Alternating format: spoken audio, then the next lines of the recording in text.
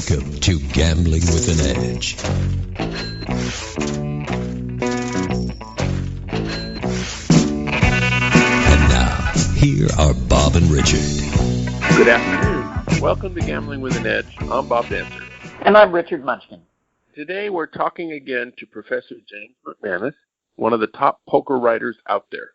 We'll be talking about his most famous book, Positively Fifth Street. Jim McManus, welcome to Gambling with an Edge. I'm happy to be back, guys. We're happy to have you. Now, the book deals with you getting a $4,000 advance from Harper's Magazine to fly from your home in Chicago to Las Vegas in the year 2000 to cover the women in the World Series of Poker main event and also to cover the trial of Sandy Murphy and Rick Tavish, who were accused of killing Ted Binion and later on robbing him. Sounds like a nice gig. At the time, how important was $4,000 to your family? The context is that my third and fourth children had recently been born, and we had a mortgage that we were in a little bit deep on, and there was a real legitimate question raised by my wife, Jennifer, as to whether I should be spending that money, especially since I had, the expense money was going to be due to me for sure, but I had yet to report on and write the article, so that I was gambling with money that I hadn't earned yet, and so it was a dicey, ticklish situation. I got lucky that I won some money instead of losing it. Uh-huh. Did that help in future gambling endeavors? Yeah, sure. I mean, if it was the first tournament that I had ever entered, and it was the main event of the World Series, and that I finished fifth, it gave me a sense that I was a better poker player than I actually was. It took me a few years to appreciate how lucky I had to get in order to finish fifth out of 512 players. At the time, when I got knocked out in fifth place, Hassan Habib beat me with a worse hand. I felt that I had been tremendously unlucky, but overall, I got very lucky to win that satellite and also to advance as far as I did. Speaking of the satellite... Do you still come... Let's go ahead. I'm sorry. Go ahead, Bob. Speaking of the satellite, you decided to try to earn your way into the main event and trying to win a 10-person, $1,015 satellite, the winner of which gets $10,000 entry fee. That's right. How much poker experience did you have before coming to Vegas? I had 40 years of low-stakes experience against family members first. My high school friend, my friends in grammar school and high school, played a little bit higher stakes in college. And then I had been out to Vegas and played some limit poker at the Bellagio. The highest I had played was 8160, which is a sizable game. But I had never been I didn't understand tournament structure nearly as well as I needed to. However, I had practiced a lot using Bob Wilson's software, which you could play no money tournaments online.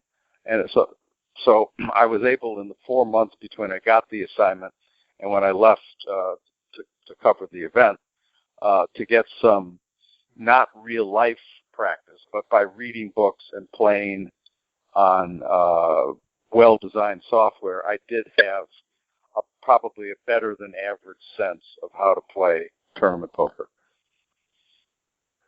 Now, you won this satellite, and it only cost $1,015, but somehow you lost your whole bankroll doing this. How did that happen? Well, when we got down to 3 players, a deal was reached in which I paid the people who were the final 3 were fairly close in chips. I had a few more chips than they did, and I ended up paying them about $1,200 or $1,300 apiece to.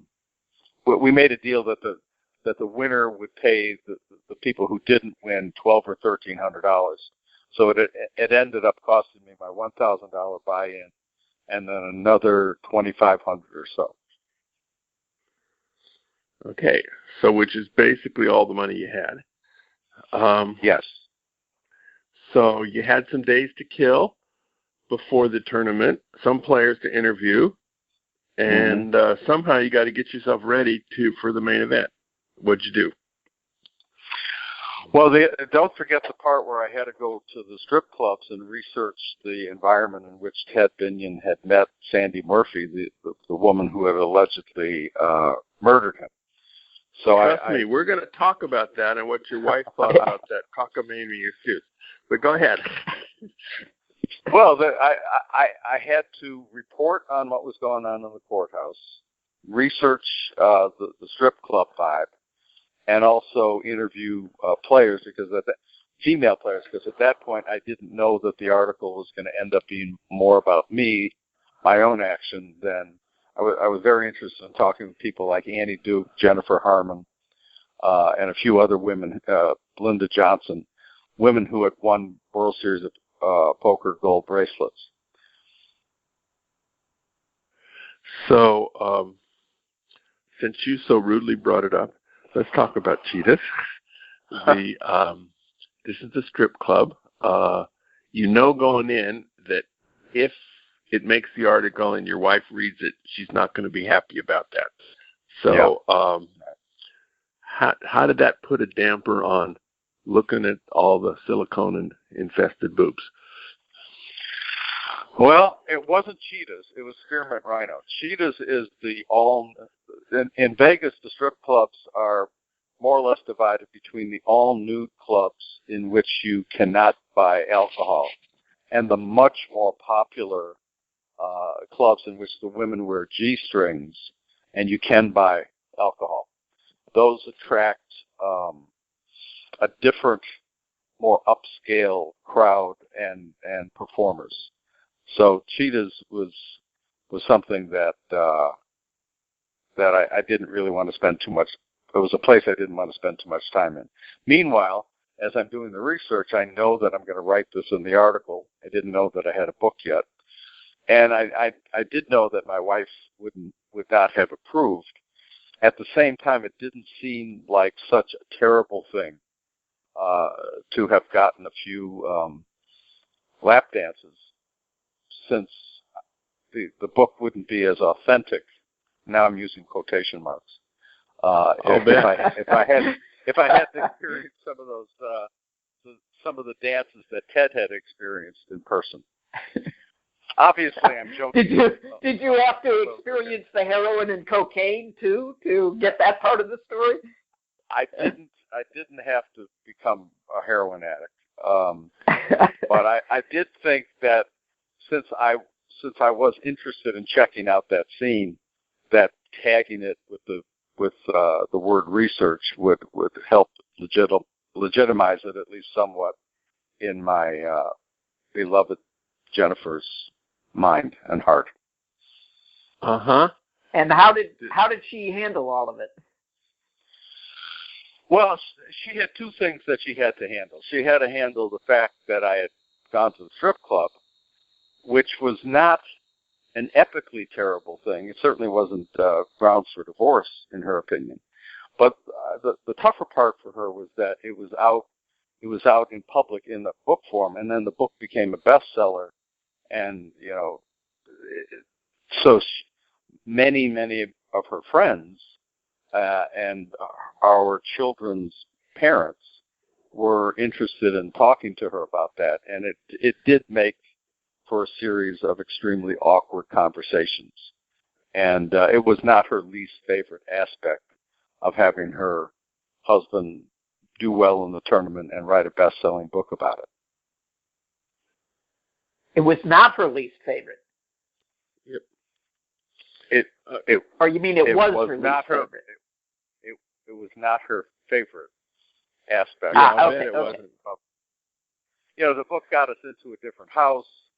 and it changed our life pretty dramatically. But that aspect of it was kind of a drag for her.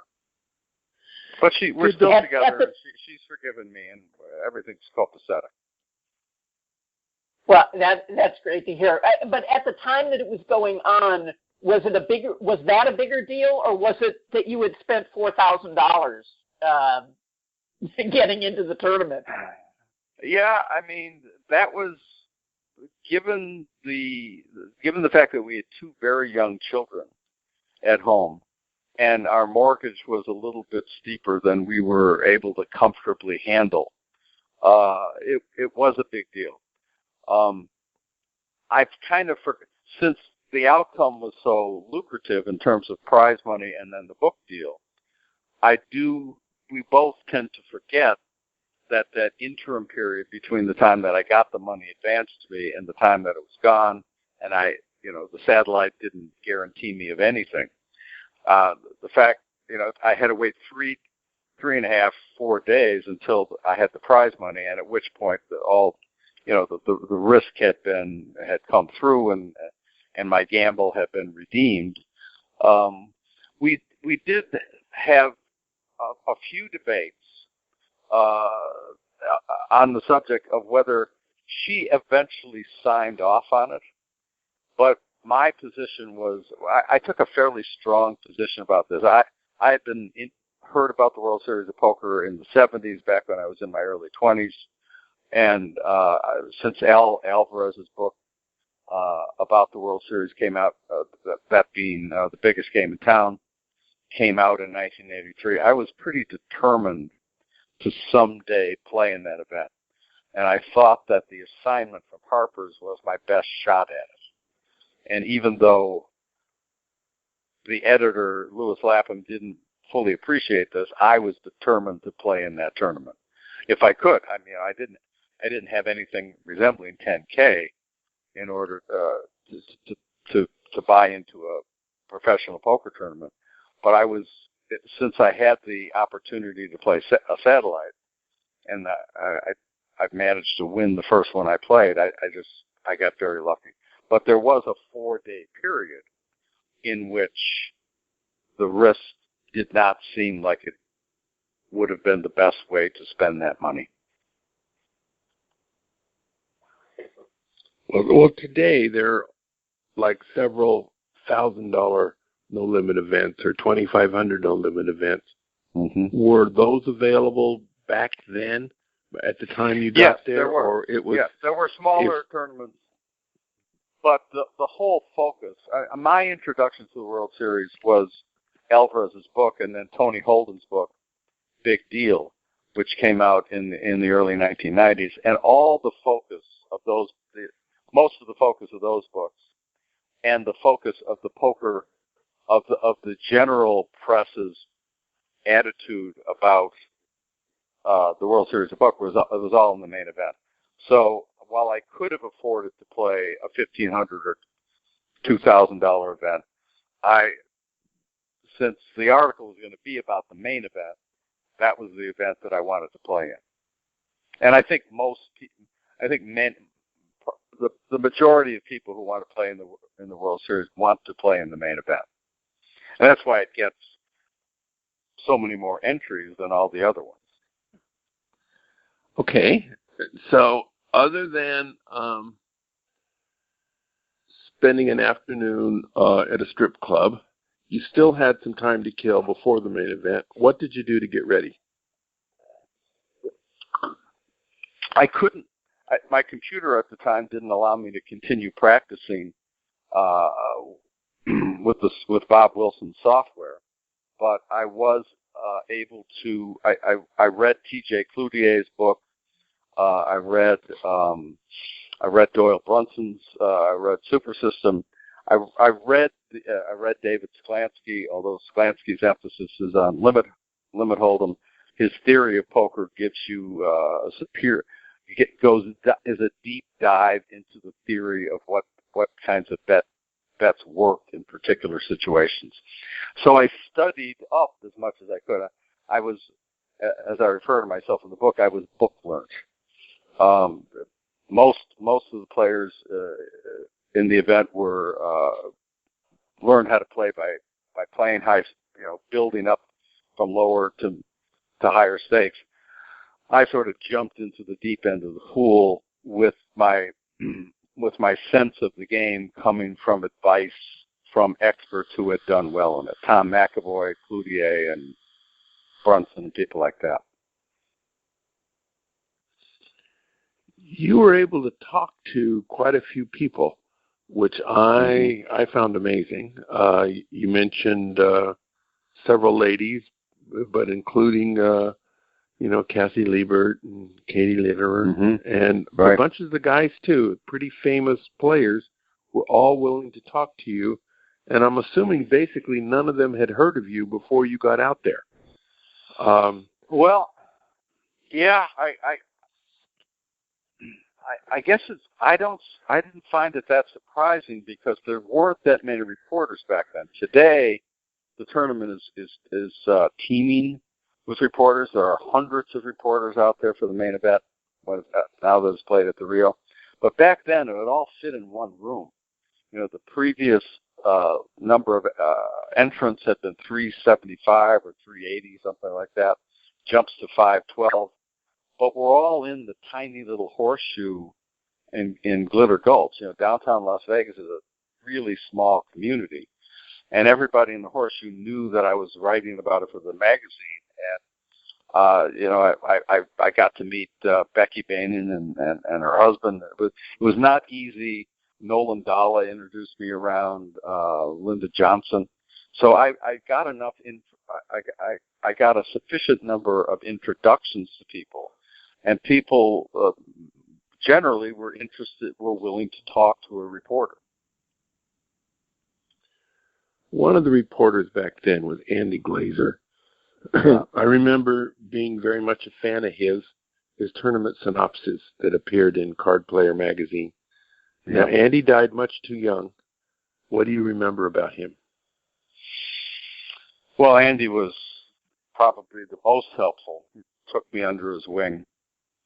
And he was an amazing guy. He had trained as an attorney, but he never really he graduated from law school. He passed the bar in Atlanta, and he never felt a calling to practice law. He wanted to be a poker player, and he wanted to write about the game. And he would produce. I mean, he was my main inspiration. Because he would sit there at the final table and hand after hand write a report on every hand that included witty asides and wonderful prose, precision reporting on who played what card, who played this hand in this position, and then he would go upstairs to a room in the Mint and produce a wonderfully evocative, funny, accurate account of final tables, some of which lasted 7 or 8 hours. 2-3 hours later, they would be up online, and people were able to read them. And he was definitely the blazing pioneer of poker tournament coverage. And he was also a warm, wonderful dude. Yeah, he was a great guy. He was originally a backgammon player before he got into poker, so that's where I knew him from.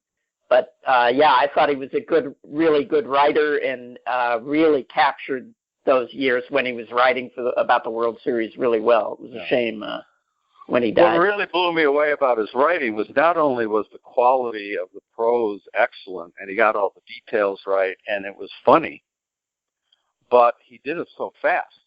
If writers who are talented, if you give them 6 months or a year, they can produce a wonderful essay or memoir. If you give them 3 or 4 years, they can write a book. He was producing these 5,000, 8,000 word accounts 2 hours after the final table ended. That was what truly amazed me, because I had always been I had written for magazines, but my deadlines would be 5 or 6 weeks after I had reported the material. He was producing it under 3 hours. So I was continually astonished by and impressed by that. He taught me a lot about how to write about poker. Most interesting to me in the book was the play-by-play of perhaps 24 hands, most of which you were in, but some of which you weren't. To give a flavor for these hands, there was one against Annie Duke where you meant to raise her more than you were actually able to. What happened on this hand? Apparently, I made a string raise. This was, again, this being my first tournament, I was making a lot of rookie mistakes. And the fact that I made such a small raise priced her into the pot, and she ended up calling. And she was very unhappy about it, and she was complaining. But by the time the hand was over, it turned out that she had a better hand than I did. She won the pot, and she reversed herself very quickly, saying that she was happy that she had been priced in. Yeah, Annie was barefoot and pregnant during that tournament, as I recall. So the fact that her emotions weren't entirely under control is perhaps forgivable. Yeah, and understandable, for sure. But she's also not a person to suffer frustrations quietly. So she was, she stood out in a variety of ways. With most of the players in the tournament were men. Here she's a young woman. She's pregnant. She's barefoot, but she's playing a high caliber of poker, and she wears her emotions on her sleeve and vocalizes them loudly. Okay. Yeah, that hasn't changed. No. Yeah, she's not barefoot and pregnant at the moment, but she's still known as the Ice Queen, I guess. There was another hand where you, Chris Ferguson, and Hassan Habib were contesting a pot, where you started with a pair of jacks, opened it, and after the flop came out, Ace, Queen, 2, and Chris Ferguson made a pretty big bet. And you were taking your time to think about it. Meanwhile, Hassan Habib, who was still in the hand, went to the rail. What happened? Mm-hmm. Well, I didn't notice at the time that he was having a conversation with Tony Ma, which is one of the limit events that summer, and obviously a world-class player. And he and Tony had been friends for a while, having played in L.A. And that they would or would not have a conversation is not something that I would have. My inexperience was such that I wouldn't have known that what was appropriate or what wasn't appropriate, because I had never played in a tournament. I had never played poker surrounded by dozens of people, reporters, spectators, and so on. Turned out that they were having a conversation that some people, including Nolan Dalla, thought was a little bit out of line. I believe I ended up folding the jacks to Cruz's bet, and then Hassan was not penalized. Hassan being the guy who basically knocked me out the tournament on Thursday afternoon. And he and I have since become pretty good friends. In any case, Nolan wound up apologizing for writing about it, but it was something that it was an argument that was going on outside of my awareness. So Andy Glazer called a hand with T.J. Cloutier the hand of the tournament. So can you tell us about that? Well, the background is that one of the books that I had studied the most closely was T.J.'s book about how to play Nolan and Hold'em tournaments, and which he co-wrote with Tom McAvoy.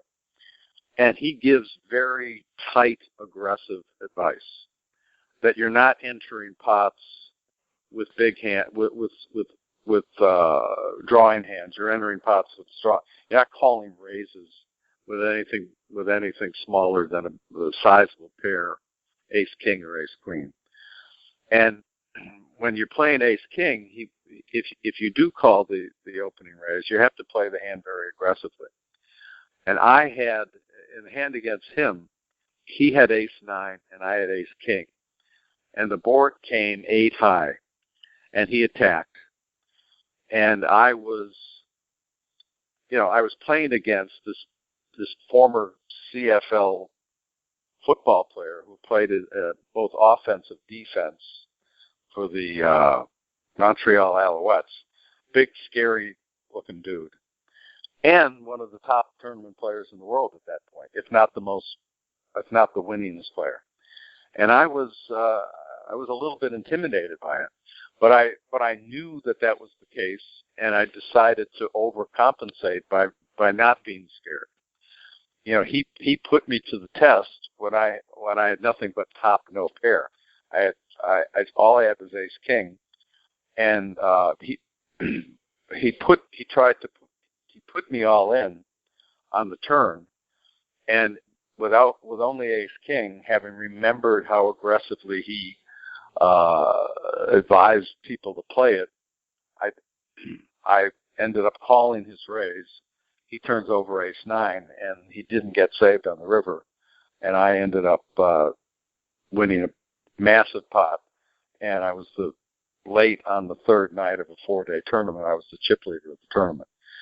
And it was a little bit of a crazy, scared call, but at the time, Emerald Slim said that I had the heart of a cliff diver.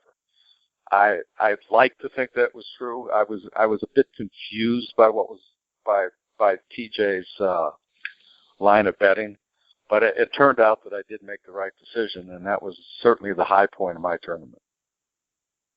Did you talk to TJ afterwards about the hand?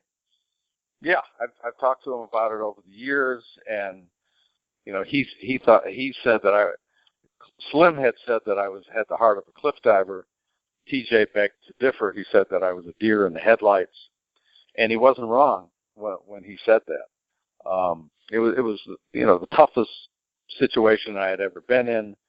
I was a combination of scared and brave, and often the best calls are that's an accurate description of the best calls. You make a crazy, stupid, scared, brave hero call, and that's what I did.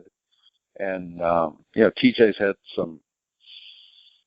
a lot vastly more experience than I had at that point, and I have to, I tend to agree with him about the nature of my call. Do you consider that more luck today or more skill? I don't know that I can make. I have so much more experience now. I've been playing tournaments for 17 years now, so I must be a better player. But I don't know that I can make that call now. I may have shoved when he raised me, I may have re-raised him. I think I just called his raise pre-flop. So the hand almost certainly would not have gone down the same way late in the tournament. I probably would have played ace-king much more aggressively before the flop. I probably would have 3-bet him or even shoved on him. Gone all in. So you made the final table, which back then was 6 people instead of 9, which was, an incredible accomplishment for an amateur player. Mm-hmm. Right. And one more player got knocked out, so you were down to final 5. Mm-hmm. And you got knocked out by Hassan Habib. Can you tell us about that hand? Do you remember that hand? I wasn't knocked out by him. I was crippled by him. I had about 1.1 million, and he had about 900,000. And I was in the small blind, and he was on the button, and he shoves. And I knew that he was playing very aggressively, and I had an ace-queen. And my read was that I had a better hand was accurate. And the board rolls out, and I'm way ahead until the river card was a 4, and I went from 1.1 million down to 200,000. At that point, I was on fumes. So that was the key hand for me. I lost the next hand. Ace Queen beat my Ace Deuce. Steve Kaufman knocked me out, but the hand that really killed me was the Hassan hand, in which I made the right decision. Do you still have nightmares about that hand? Well, Hassan bought a house not far from the bicycle casino in Bell Gardens, and it had a pool. And he told me I was always welcome to stay there and swim in his pool. Yeah, at that point I felt totally screwed by the poker gods. It took me weeks and months and maybe even years to fully appreciate how much luck I had to have, good luck I had to have, in order to be at the final table, in order to get rivered out on I guess he sucked out on me for a 2 million chip pot, and if I had won that pot, I would have been in much dramatically better shape.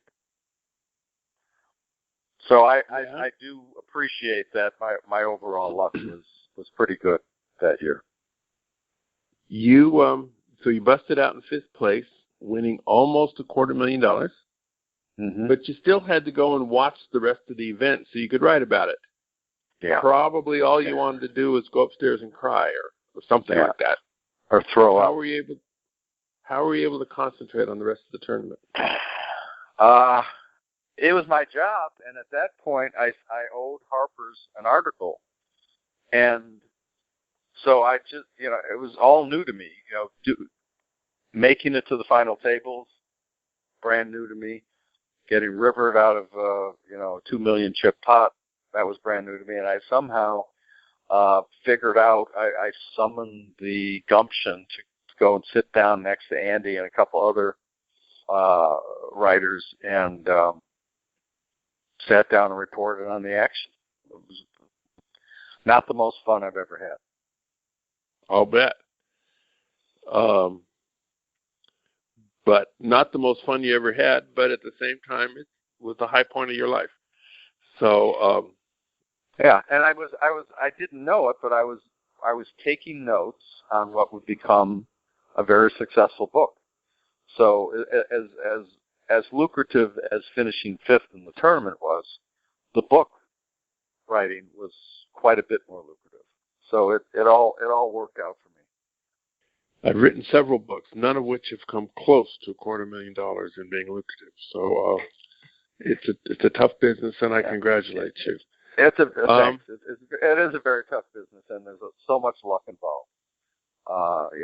Poker was booming then. When the book comes out in April of 2003, just as the World Poker Tour is starting to use whole card cameras, and in the fall, and ESPN broadcasts the Moneymaker final table with whole card cameras revealing much more information. So the boom hit just as my book was coming out. So things fell into place. But it also was a really well-written book. I mean, that helps a lot too. Yeah, it was a convergence.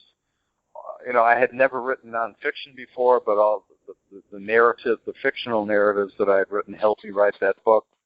But what made the book succeed was that it was covering a murder trial and a poker tournament, and it was all pretty dramatic. And if the book came out today, it's going to have a different.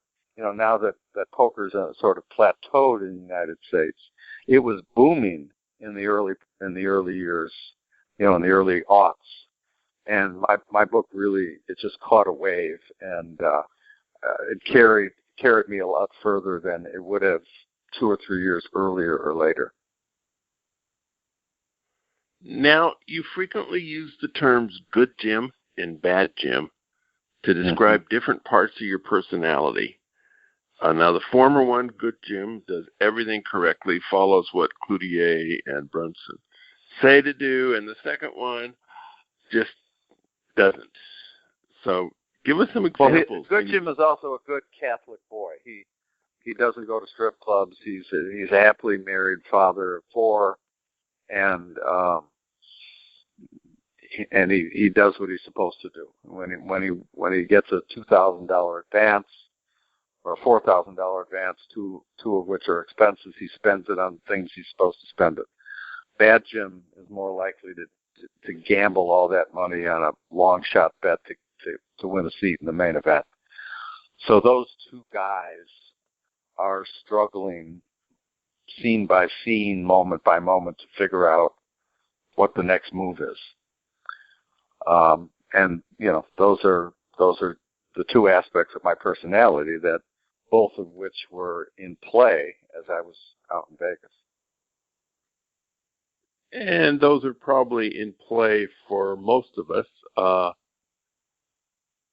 in a different way. But I certainly have a good Bob and a bad Bob part of me. Mm-hmm. So, yeah, so I don't have any good Jim part.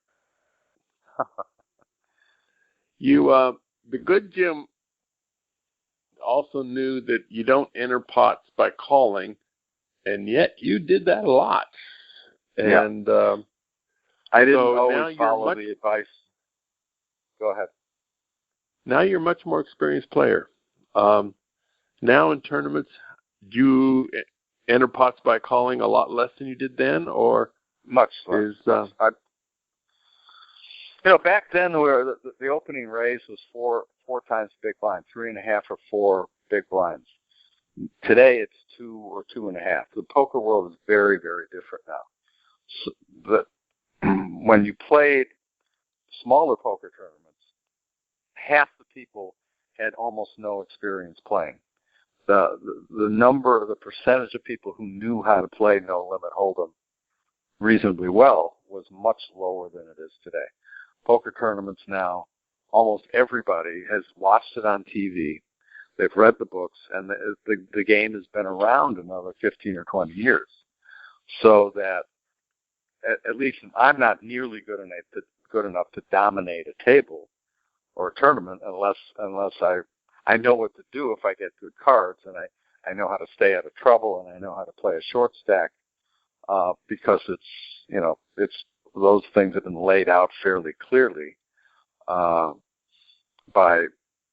a wide variety of writers, and Lee Nelson among them. And so I'm one of these hundreds and hundreds of, or even thousands of players who knows basic strategy. Probably even more than thousands. There's probably 50,000 people who know how to play decent No Limit Hold'em. Do you still come out every year for the World Series? Oh yeah, haven't missed it. Have my ticket already. I teach a summer course that ends on June 16th, and on the evening of June 16th, I'm on a plane from O'Hare to Vegas. And then I stay until my bankroll is gone.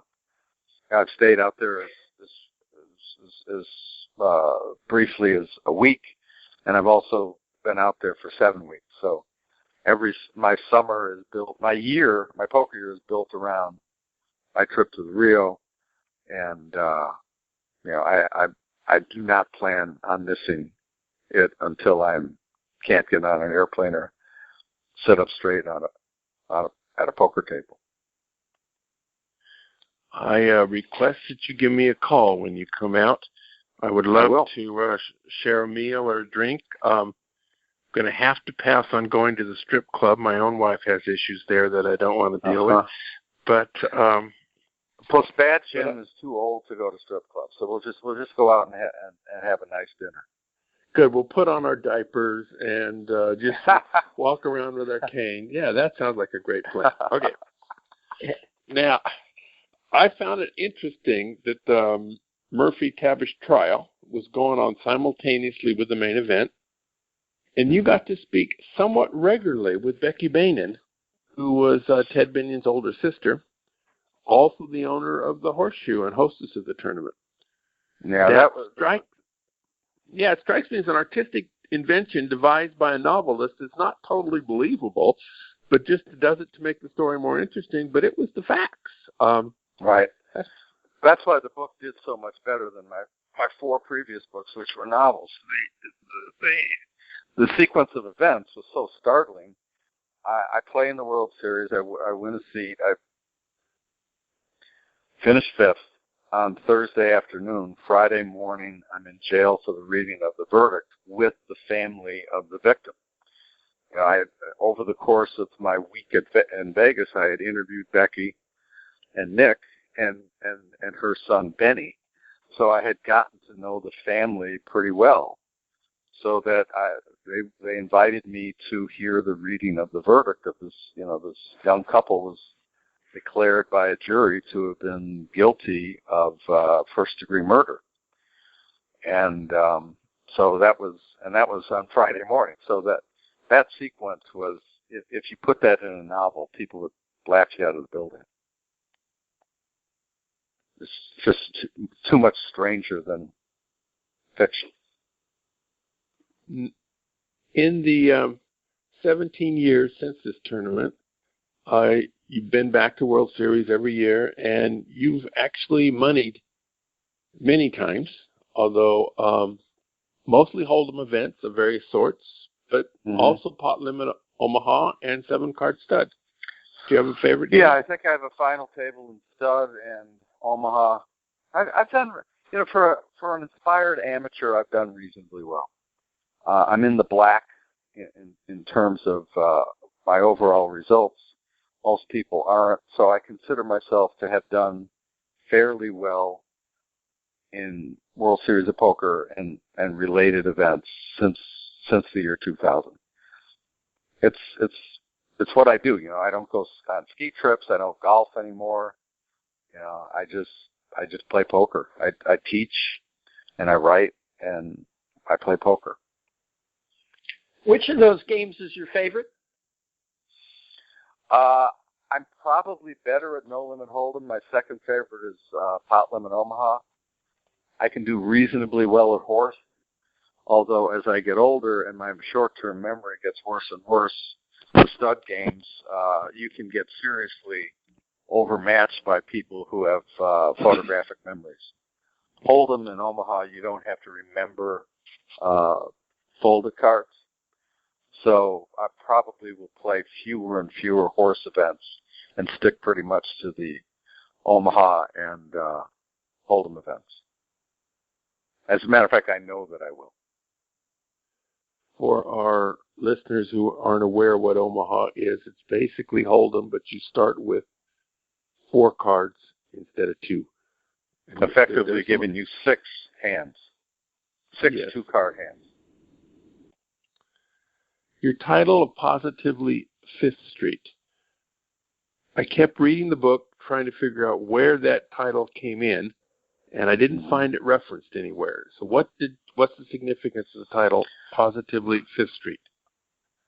Well, I think the greatest American songwriter, maybe the greatest artist in any format, is Bob Dylan.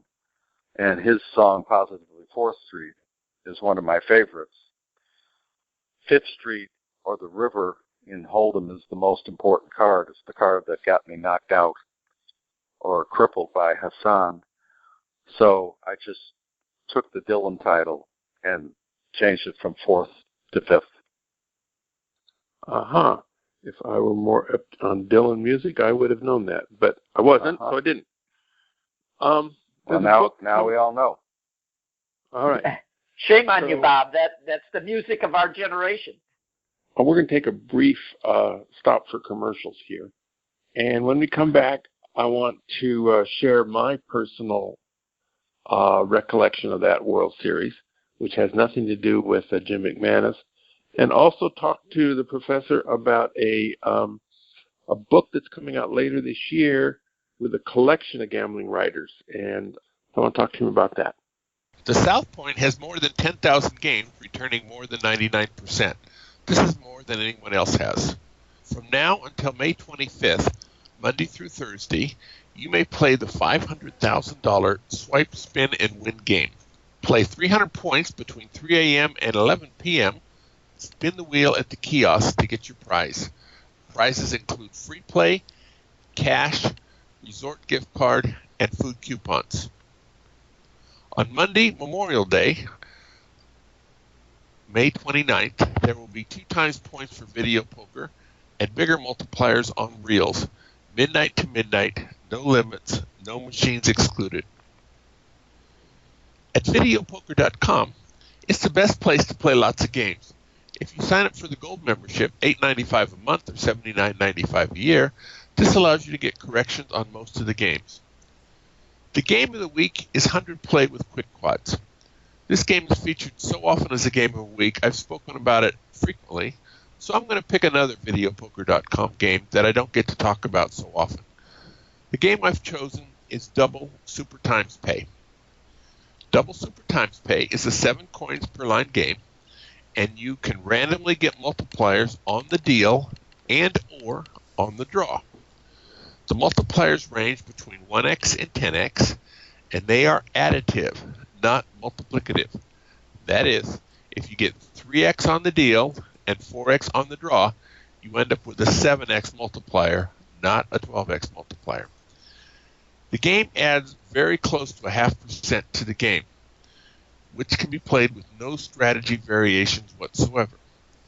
So as an example, 8-5 bonus normally returns 99.17%. The Double Super Times Pay version of the game returns 99.67%. The variance of this game goes way up because the biggest jackpot is a Delt Royal, which is a one time in 650,000 hands, and while that is happening simultaneously, you have to get multipliers on both the deal and the draw. When that happens, both of those multipliers turn into 10x, so the sum of the multipliers is 20x. So $1.10 play, Delt Royal, turns into an $800,000 monster. While this is very, very rare, the size of it is so big that it has a strong influence on the variance. Okay, we're back. At the time of that World Series, the only player I knew was Chris Ferguson. Mm-hmm. He and I were both dancers. Swing dance. Ballroom, right?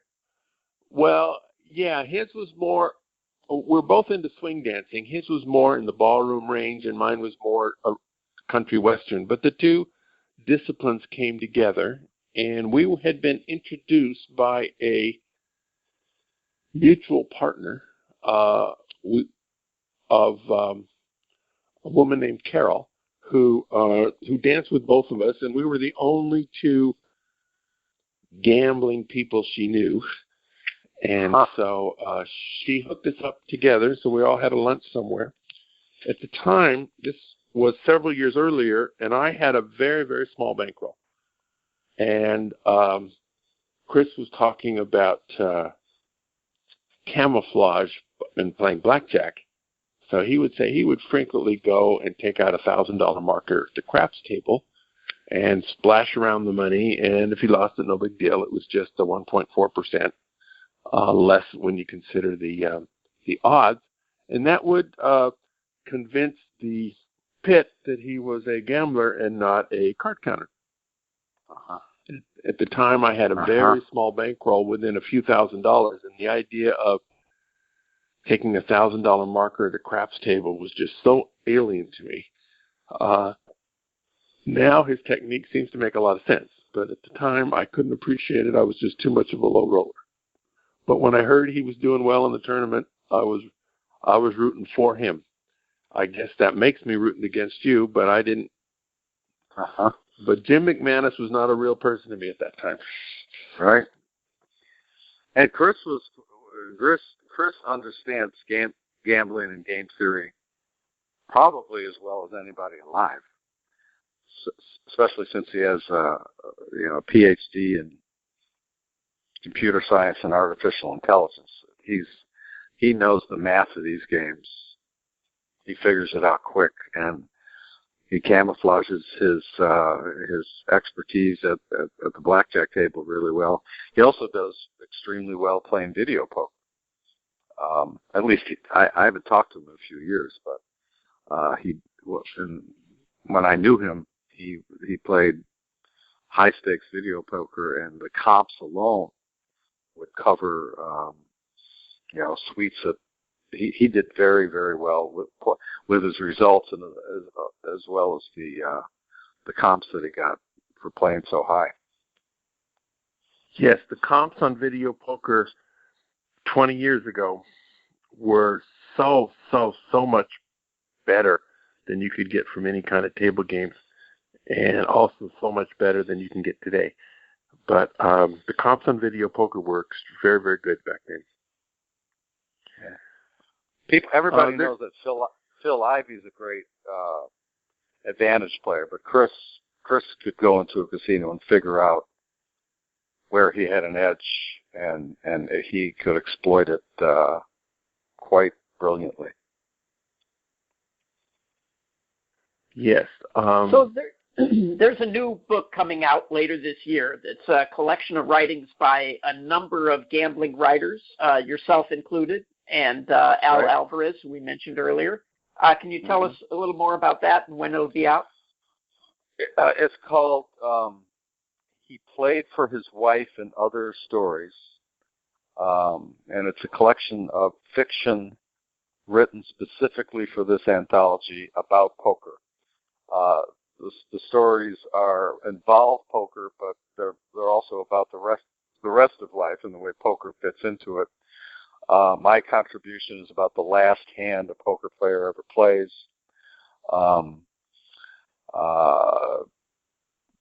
Number of wonderful British writers, Jennifer Tilley, Barney Boatman, and Barney Boatman's going to have a story in it. Tony Holden, who is the editor.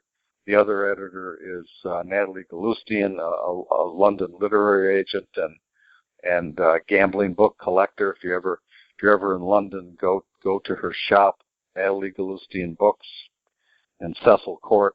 She's got every copy of,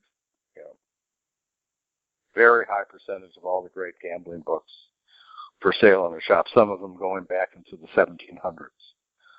And those two have put together this anthology, and it's coming out, I think, October 20th, in London and in England and the United States. We should talk about it on the show. Well, somehow you're going to get us a copy of either the books or the proof, and we're going to read it, and we're going to have you back on to talk about it. I really look forward to it, and we should have the galleys sometime middle of the summer. Very good. That sounds like fun, and you'll talk mostly about yours, of course, but the other writers, we'll talk about those too, because sure, those are some pretty impressive names that you came up with. I look forward to that, and I can give you a brief preview. My story is narrated by a character named Jim McManus, who is, even though it's fiction, it's narrated by the guy who wrote Positively Fifth Street. It's a fictionalized version of the last poker hand he ever plays. Is it good Jim or bad Jim who wrote this? It's good Jim. All right. That sounds worth waiting for. Thank you, Jim McManus. This has been a pleasure. Go out and hit lots of royal flushes, everybody.